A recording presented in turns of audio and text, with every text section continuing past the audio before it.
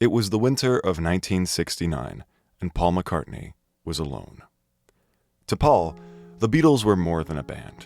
Beyond the deep bond formed between him and John Lennon in high school, and the close friendships he developed with George Harrison and Ringo Starr, more than the fame, the money, even the music, it was his life. This one thing was his whole world, and with a single sarcastic breath, his partner of over a decade shut it all down. Now, he was lost, completely. As the weeks drew on, his daily routine slowly deteriorated. He'd rot in bed all morning, drinking the days away and leering at the television into the wee hours of the night. It was no way to live, but he felt no motivation to do anything else. That is, until his wife stepped in. Linda McCartney entered Paul's life as Linda Eastman, one of many random flings.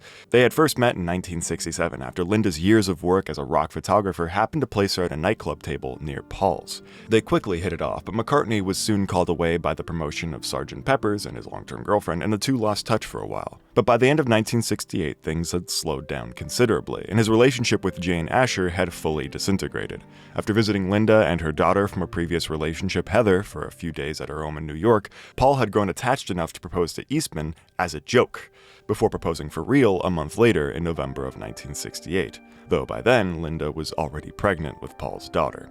It was a whirlwind romance, but one that was as deep as it was swift. Paul respected Linda. He admired the life she had built for herself and her daughter, her successful career, strong-willed personality, and sense of humor. When they married in March of 1969 and Paul adopted Linda's daughter, it was like a fairy tale ending. But none of that could prevent the inevitable. The Beatles had been chipping away piece by piece for years at that point, and by the end of 1969, they finally broke apart, leaving Paul just as broken. No one would have blamed Linda for feeling like she had drawn the short straw. In the face of a newlywed husband falling into a deep depression with a newborn baby in the home, many people in her shoes would have walked away. But Linda wasn't like most people.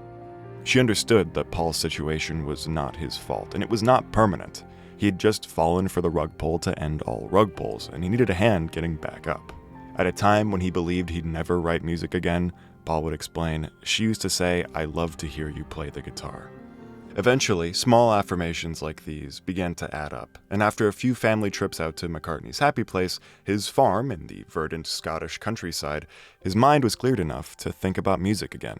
He borrowed a 4-track tape deck from the Beatles record label EMI, and on December 23, 1969, he hit record for the first time in the comfort of his own living room. The song that would lay on that tape was a no-brainer. Paul had been tepidly tinkering on a track titled The Lovely Linda a few weeks prior. All he had was a single verse, about a quarter of which consisted of la la la, but with nothing to lose and a stronger appreciation for his wife than ever, he played along anyway. And he really enjoyed it. So Paul kept at it, next working on a song titled That Would Be Something, another quaint idea from those otherwise unproductive weeks prior. And yet, once he got recording, the track only grew, eventually developing to a point beyond what he was capable of producing at his home studio. The main problem was that Paul only owned one microphone. This was no issue at all for The Lovely Linda, as that track featured just the singer's vocals and guitar. But McCartney wanted to try something with a little more depth on his next attempt, so he put together a drum set. He'd picked up enough rhythmic knowledge from his time on the road to play, but enough in the studio to know that he couldn't record a whole drum kit with one microphone. So he tore the set down to its most essential pieces, a tom-tom and a cymbal, with his own mouth filling in the gaps in the vocal track. Seriously, go listen. He basically does a drum solo with his mouth. This set the pattern for the rest of the week, as Paul essentially had to relearn songwriting to do it on his own, while still accommodating each bold idea that entered his head. Many times, one instrument would have to fully replace another as he ran out of space on his 4-track deck, so if he wanted both piano and guitar, they couldn't be playing at the same time. On one song, he had to cut the drums for a bass line. As Paul dug deeper into his archived demos, it slowly began to dawn on him that this was not a 1-week-long experiment to prep him for his next major project. This was his next major project, and if he wanted to meet the rigid standard of quality he had set for himself as a Beatle, he'd need to leave his living room eventually. So he again turned to Linda, asking her to book him time at EMI under a pseudonym, a Mr. Billy Martin, after a baseball player, boringly enough. I guess Billy Shears was too on the nose. After a few more fruitful home sessions and a family-oriented New Year celebration in Liverpool, Paul stepped into the London studio in February for some professional album work. This meant hiring a team, but wanting to keep the album feeling homemade while preventing any leaks to the more and more suspicious press, he was intent on keeping it small. At EMI, he worked only with engineer Phil McDonald, assistant engineer Alan Parsons, and wife Linda McCartney. Though at this point, Linda's role on the album had started to grow beyond that of simple emotional support. She was someone for whom Paul could bounce ideas off of, give a second opinion. She had even begun performing vocal harmonies. On one song, Man We Was Lonely, she had basically served as an uncredited co-writer, leading Paul to say, "We write as John and I wrote in the beginning." Her influence on the album was not lost on McCartney, as after a few more weeks of work, he was inspired to write yet another ode to her on the album, Maybe I'm Amazed. Much the opposite of its predecessor, the lovely Linda, this track was anything but quaint. Using double the tracks as his home tape deck, it fully benefited from all the goods and gadgets at the professional studio when it was recorded there in a matter of hours. Years later, assistant engineer Alan Parsons would speak of that session in complete awe. He did the whole thing, start to finish. Every instrument, bass, drums, guitar, keyboards, everything in a day. And I remember being so impressed by that. This would not be the only instance of Paul taking advantage of his more advanced setup. After moving to Morgan Studios later in the month, his team shrank to just one junior engineer, Robin Black, who would later recall the recording of McCartney's most elaborate song yet, Creen a Crore, titled after the native Panara tribe of Brazil, formerly of the same name, that Paul had learned about one night on television. I guess he never really lost the habit from earlier. The only real inspiration he got was to make something that sounded tribal, but after a few hours of recording, it dawned on him that all he'd really made was another bluesy rock song, but with bongos this time. So he added more. Sticks breaking, monkeys hooting, hooves clopping. He lit a fire at the center of the studio for its crackling sound, and eventually even bought a bow and arrow, asking the engineer to set up a half a dozen microphones all in sequence to capture the sound of the arrow as it hit its target across the room of the studio. Despite this clear commitment to innovation, Paul didn't worry himself so much with the finer details. As mentioned earlier, many songs were recorded in a single day, often in just one take. Others remained almost exactly as they were at Paul's home studio. Though he'd admit that he'd sometimes considered re-recording many of them, it was never for very long.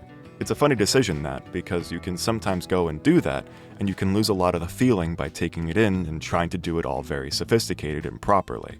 This mindset can be seen most clearly in his choice for the album's opening track, The Lovely Linda.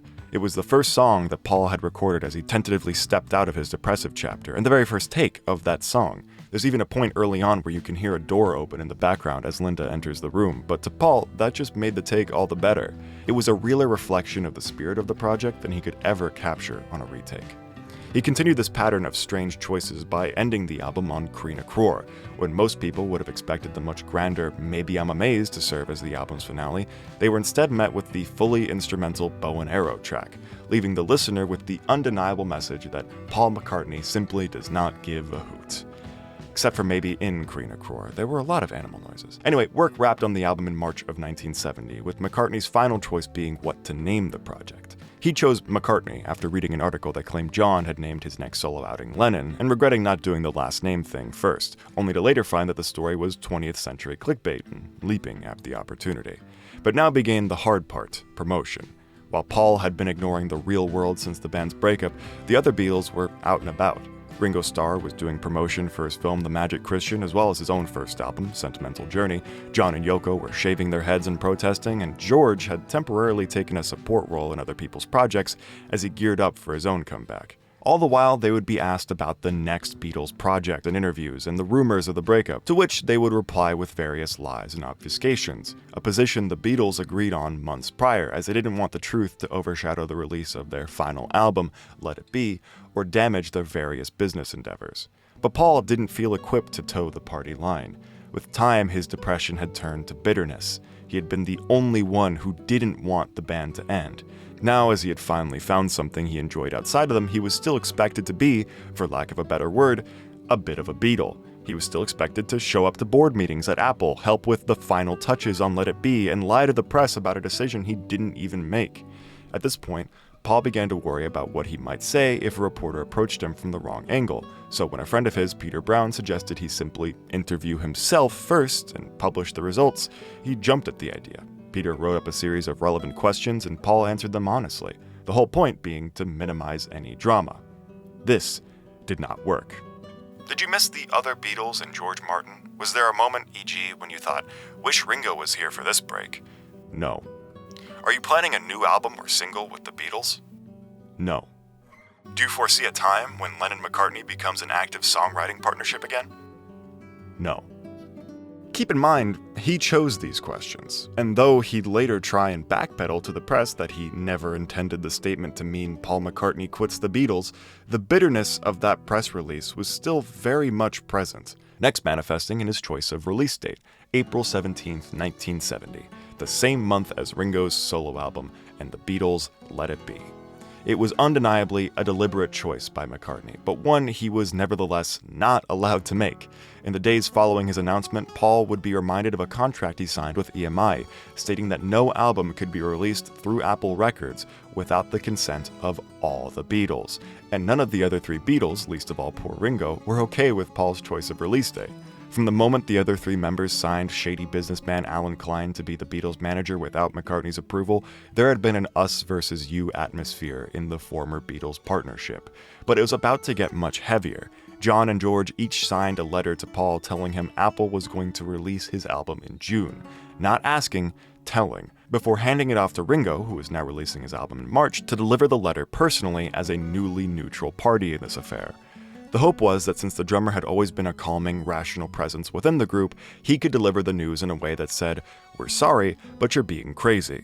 Though all Paul heard was, "You're being crazy. Also, we made a decision about your album without you." He screamed at Ringo and kicked him out of the house before drafting a letter to EMI that thoroughly broke the group's agreement to keep the breakup secret. No matter what anybody tells you, the Beatles are no more. The news quickly leaked from there, with the publisher of the Daily Mail receiving news of the letter on April 9th. Meanwhile, Paul's outburst convinced the rest of the former Beatles to push back the release of Let It Be to May, meaning the McCartney album would come as scheduled on April 17th, with the press kit featuring Paul's self-interview releasing, you guessed it, April 10th. With the leaks from EMI and Paul's own extremely bitter words, the Daily Mail felt confident enough to run the headline, "Paul quits the Beatles," that same day, as the news hit the stands right as most of the world learned of McCartney's album for the first time. A week later, it finally came out, with many discussions of the album being heavily tied to the circumstances of its release. Though McCartney itself would sell very well, hitting gold in just a week and impressing most critics, many others made a fair point. With so much of the album's lyrics and Paul's own statements at the time mentioning things like family, stability, and love, it's strange to pair that with the obvious hostility he displayed in the weeks surrounding its release. Paul's tone when discussing John and the Beatles in interviews was not lost to observers at the time. Even news about the release date battles and creative differences on Let It Be were leaking. How much was this album a genuine statement of liberation, and how much was it an effort to seem that way? All of this, mixed with a fairly amateurish production from the man who famously pushed for perfection in the Beatles, brought a level of criticism from the music press that Paul had never faced before. Even his own former bandmates were making negative statements about McCartney, with Lennon calling it rubbish and Harrison calling it disappointing.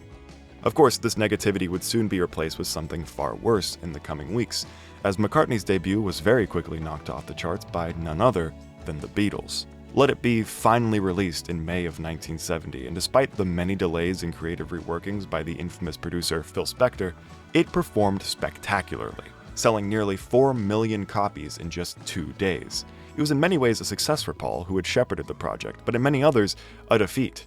The album had even used McCartney's own song, The Long and Winding Road, as its final single to meteoric success, but it was a version that had been absolutely butchered by Spector and released without Paul's approval by, you guessed it, Alan Klein. It was the ultimate symbol of Paul's position. He was no longer a Beatle. In fact, more than ever, it seemed the Beatles were totally united against him. Now, when he had finally worked up the courage to release his own album, it got torn apart by critics, comparing it to the Beatles, then thoroughly beaten in sales by the Beatles.